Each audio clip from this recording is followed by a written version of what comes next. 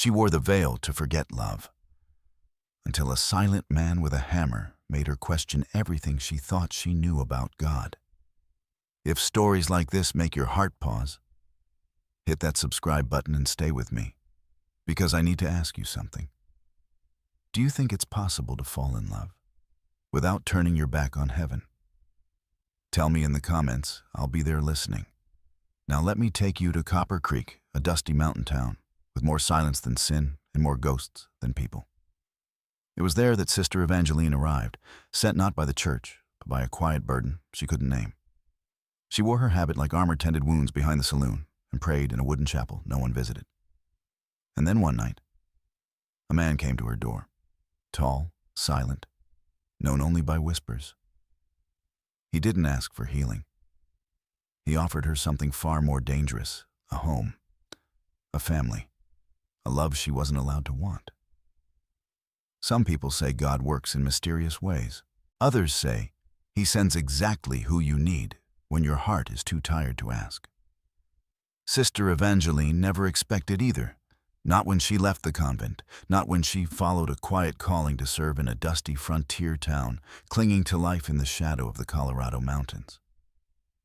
She wore her habit like armor. Her vows were the only certainty she had left. No husband, no children, just faith, and the aching need to be useful in a world that often looked away from the broken and the poor. Then one evening, as she stitched up a ranch hand's wound by lamplight in her makeshift clinic behind the saloon, the doorway darkened. A man stood there like a carved monument, tall, broad-shouldered, and silent. She recognized him from whispers around town. Asher Boone, the mountain man, who broke wild horses and kept to himself. A man known for vanishing into the high country for months, returning only when supplies ran low or bones needed mending. But that night, he wasn't there for bandages. He stood with his hat in his hands, as if unsure of how to begin. "You don't know me," he said slowly, his voice rough like wind through pine trees, "but I've been watching the way you work, the way you give more than you take. I built a house on Widow's Peak. I laid the foundation with my own hands. It's not much yet, but it's strong." Sister Evangeline blinked, unsure if she'd heard him right. He continued, "If you ever wanted to leave this life, I'd build the rest of that house for you. And maybe in time, you could give me a family." Silence filled the room like smoke. She had heard confessions, last breaths, desperate prayers, but never words like these. Never a proposal spoken with such quiet conviction by a man, with nothing to offer but his hands and his word. She should have said no, reminded him she belonged to God, that her vows were lifelong sacred, that love, romantic love, was no longer hers to consider. But something in his voice stirred her.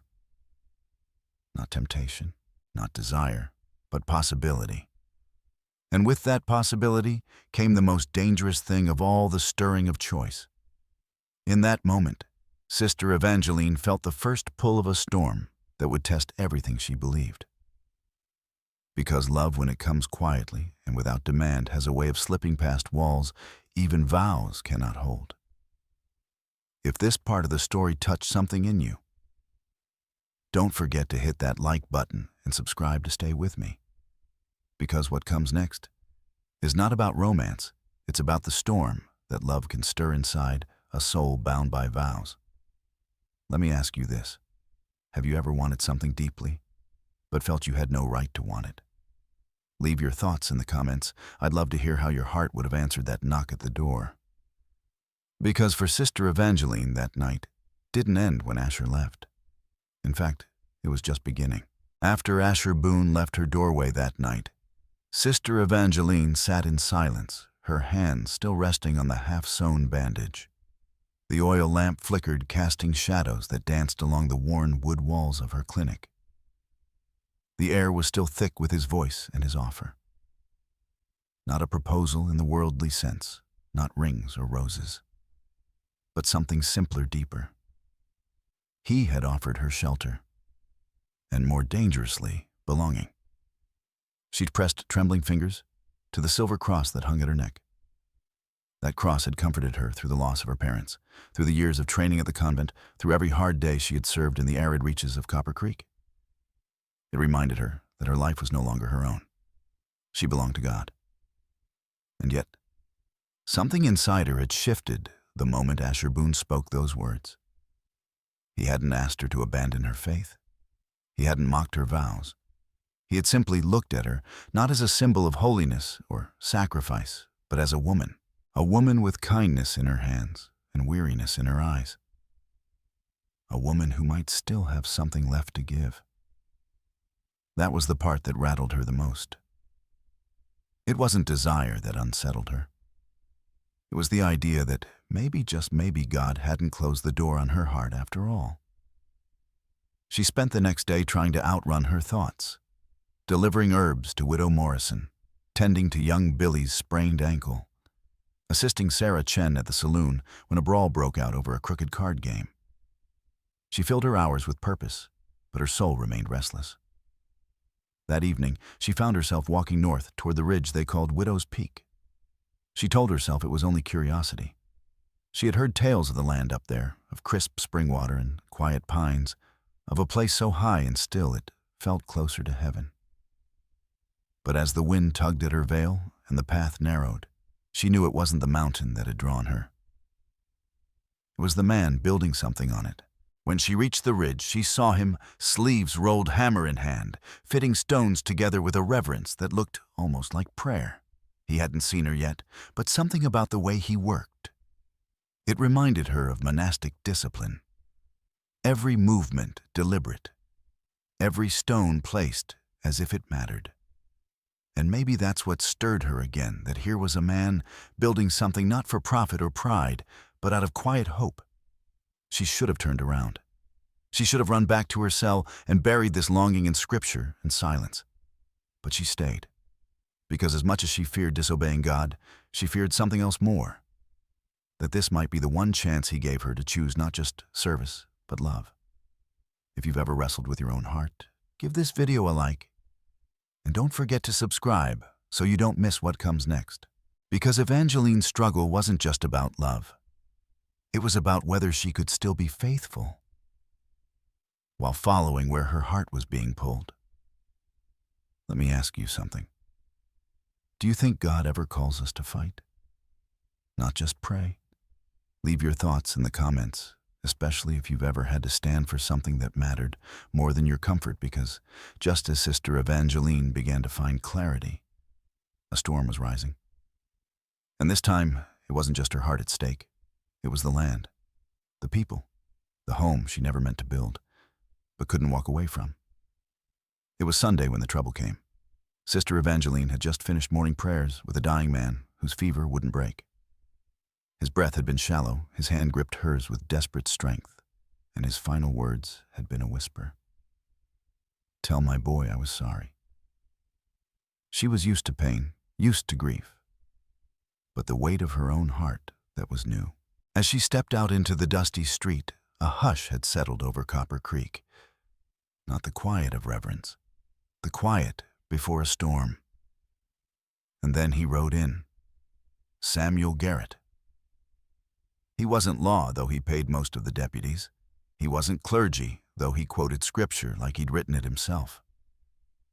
He was the kind of man who smiled while stealing your land and made you say thank you after. His eyes were cold, sharp, like broken glass. He didn't look at Sister Evangeline when he passed, but she felt it, that creeping sense that something holy was about to be defiled. Later that afternoon, Asher came to her clinic. His shirt was dusted with sawdust, his voice low and troubled. "He's coming for the mountain," he said. "Garrett. He's sending surveyors this week. Says my claim isn't valid. Says he owns the water rights now." She stood still, heart thudding. That ridge, that house had become more than timber and stone. It was becoming a sanctuary, not just for her heart, but for the children she dreamed of sheltering, for the widows and workers left behind by greed. "He doesn't need it," she whispered. No, Asher replied, eyes dark. "But he wants what he can't control." Sister Evangeline clenched the cross at her neck.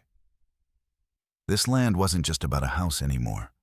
It was about right and wrong, She thought of her vows, of obedience, of peace. But peace didn't mean silence. Obedience didn't mean surrender.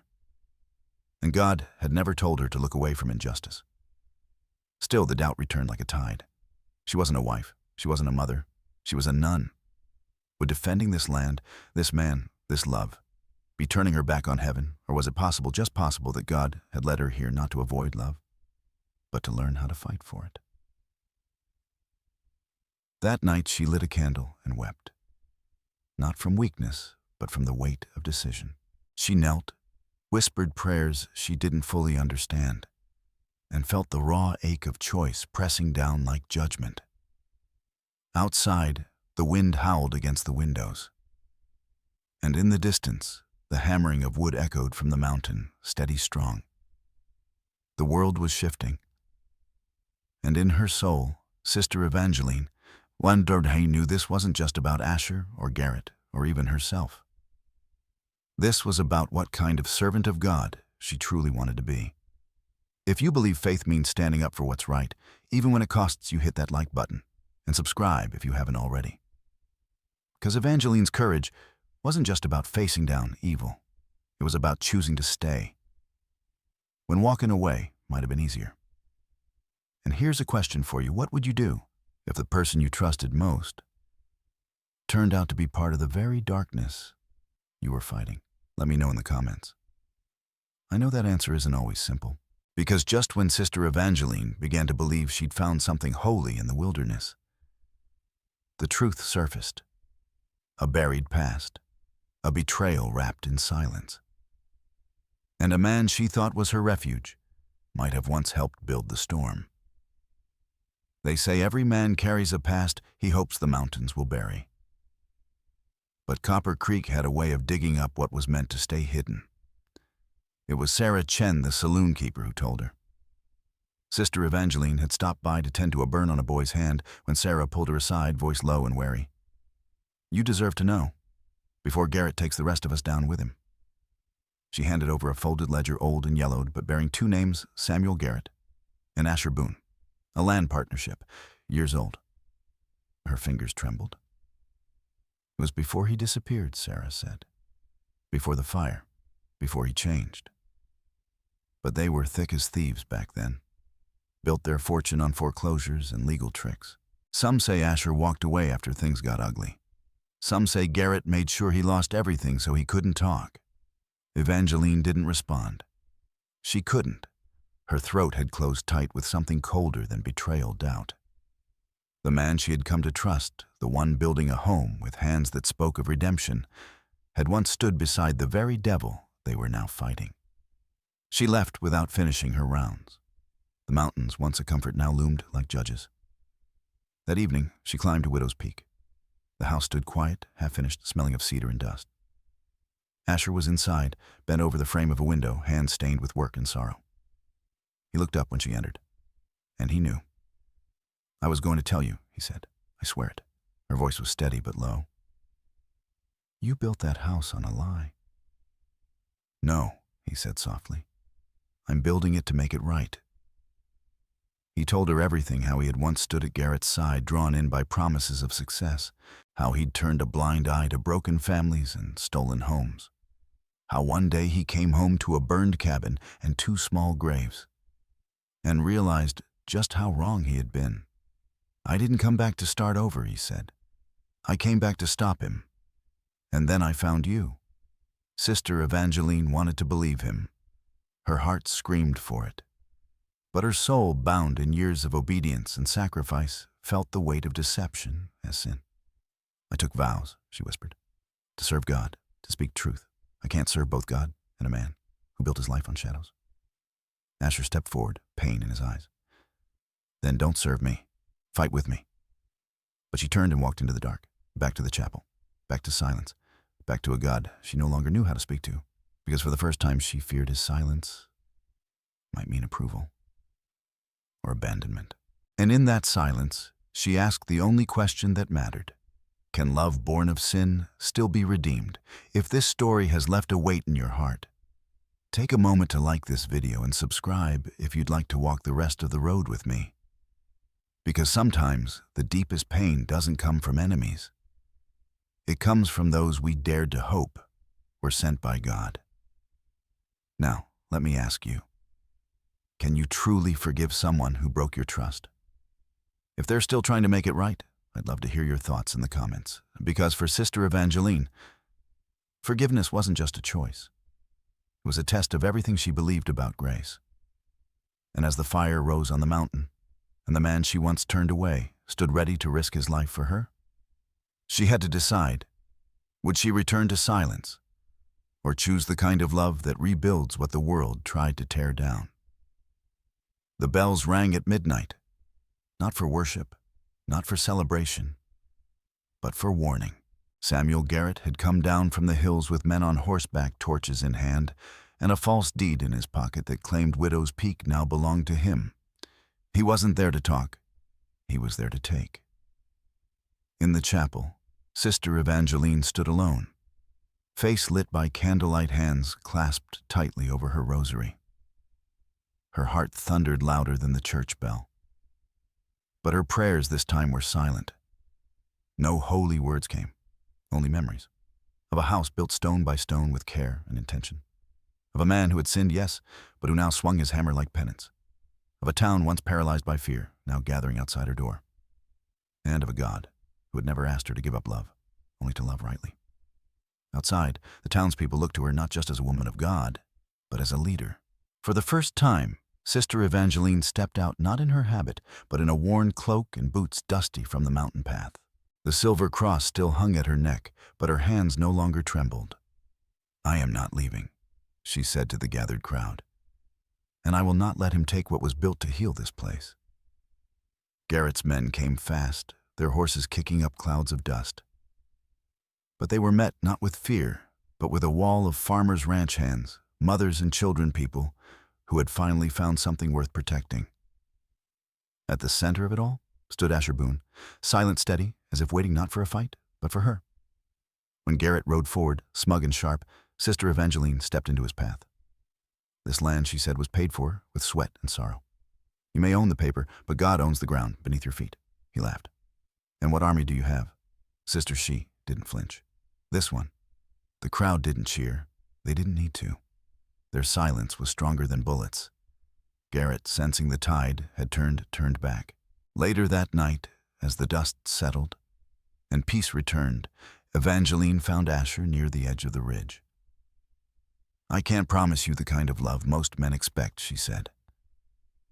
"But if you'll have a woman who still speaks to God, even when she doesn't know what he's saying, I'd like to stay." Asher didn't speak. He just opened his hand. Inside was a simple ring carved from pine wood, rough, unfinished, but strong, like faith, like love, like the kind of family you choose. Sister Evangeline took it with tears in her eyes, not because she was leaving God, but because finally she understood. Sometimes the truest form of worship is choosing love that builds, not destroys. At its heart, this story is about redemption, the courage to love, and the grace that flows when faith meets humanity. Sister Evangeline's journey shows that God's calling is not always quiet obedience, but often bold compassion. Her vows were never meant to be chains, but a compass. Through her love for Asher Boone and her defense of the people, we see that true devotion to God doesn't reject love, it refines it. The message is clear. Faith is not about hiding from the world, but stepping into it with mercy, strength, and truth.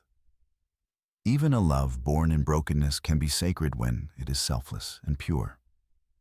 Through Evangeline's struggle, God reminds us that the holiest choices are sometimes the hardest, and that standing for what is right, even at great cost, is a form of worship.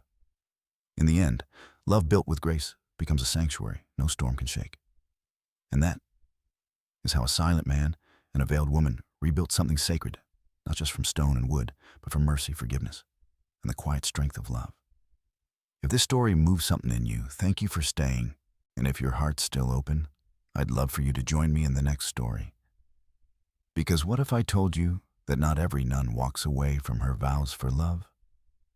Some run straight into danger, and some carry a secret that could burn a whole town to the ground. I'll be here waiting to tell you. Until then, may grace find you wherever you are.